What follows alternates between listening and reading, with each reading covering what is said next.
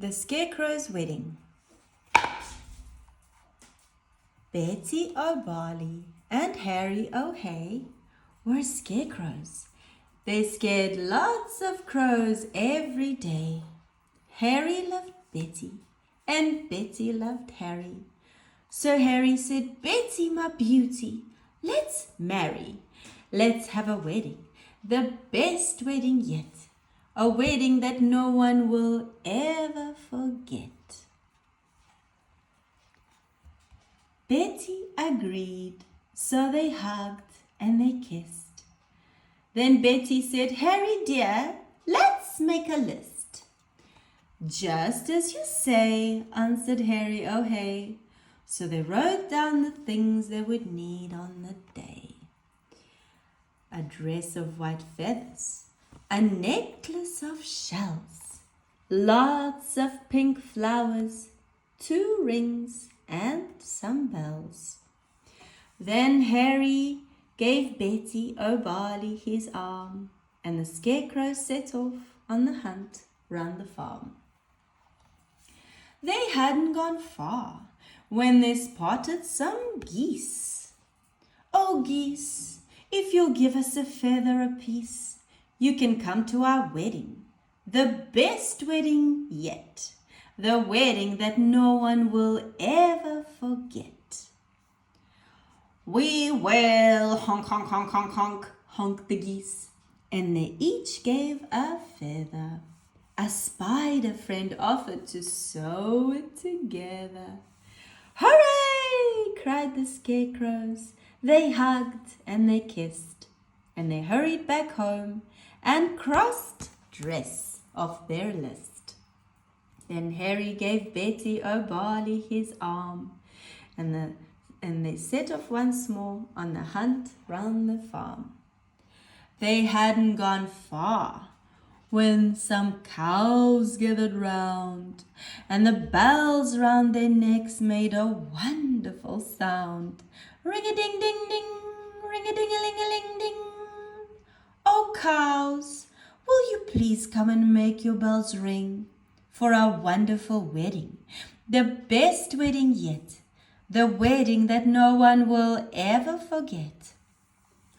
"Yes,"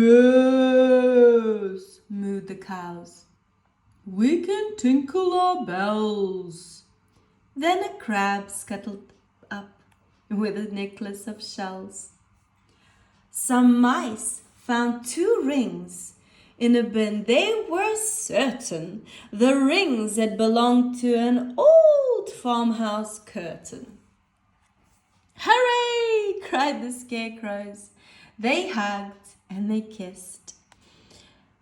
"Pink flowers are the only things left on our list." Then Harry said, "Betty, dear, I can find those. Why don't I pick some while you have a doze?" Pink flowers, buzzed a big stripy bee. "I can find you a field of pink flowers. Follow me." So the bee led the way, and they traveled for hours till they came to a field full of pretty pink flowers. Harry stood thinking, I won't pick them yet. I'll need to find water to keep their stalks wet. "Just follow me," croaked a lumpy old toad. "There's a lovely wet pool at the top of the road." They climbed up the road. It was terribly steep. "I'm tired," said the toad.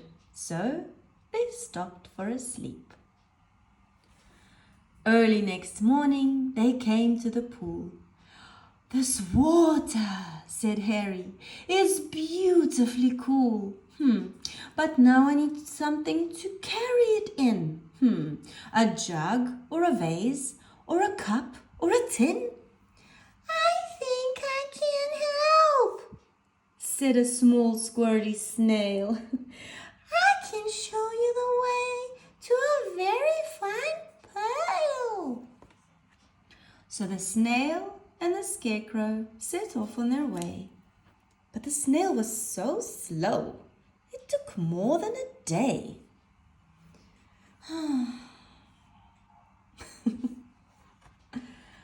Betty was worried. What's happened to Harry? Where is the Scarecrow I'm planning to marry? The farmer came by with a frown on his face, and he made a new Scarecrow to take Harry's place. "Good day," said the Scarecrow. "I'm Reginald Drake." He took Betty's hand and he gave it a shake. "Together," he told her, "we make a fine pair. You're really quite pretty, apart from your hair." Then he jumped in the tractor and told her, "Hop in. I'm a really fast driver. Let's go for a spin." But Betty said, "No, I must wait here for Harry. He is the Scarecrow I'm going to marry. We're planning our wedding, the best wedding yet. The wedding that no one will ever forget." Reginald laughed. "You'll be waiting forever. Forget about Harry. I bet he's not clever. I must be the cleverest Scarecrow alive. I can sing lots of songs. I can dance. I can drive. I'm dashing, I'm daring, I'm cool as can be. I can even blow smoke rings. Just watch me and see." And he took out a big fat cigar from a packet the farmer had foolishly left in his jacket. "But smoking is bad for you," Betty exclaimed. "Really? You ought to be feeling ashamed." "Don't be such a fusspot," said Reginald Drake. "My smoke rings are staggering. Make no mistake." He struck up a light, and he tried hard to smoke, but straight away started to splutter and choke.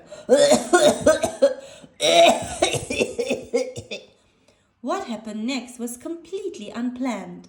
The lighted cigar tumbled out of his hand. It fell to the ground and started a fire. Betty screamed, "Help!" as the flame flickered higher. But Reginald Drake said, "I'd better be off," and he bounded away with a terrible cough.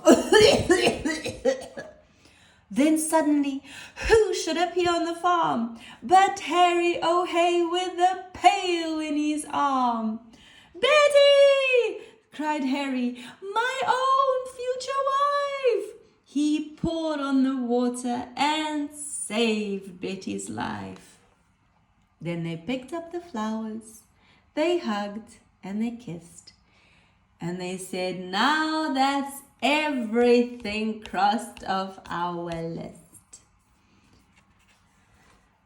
So Betty O'Barley and Harry O'Hay wed one another the very next day. And everyone, even the snail who was late, said, "Don't they look happy? And don't they look great?" This they agreed as they sprinkled confetti on Harry O'Hay and his beautiful Betty. Is the best wedding ever, the best wedding yet, the wedding that no one will ever forget. The end.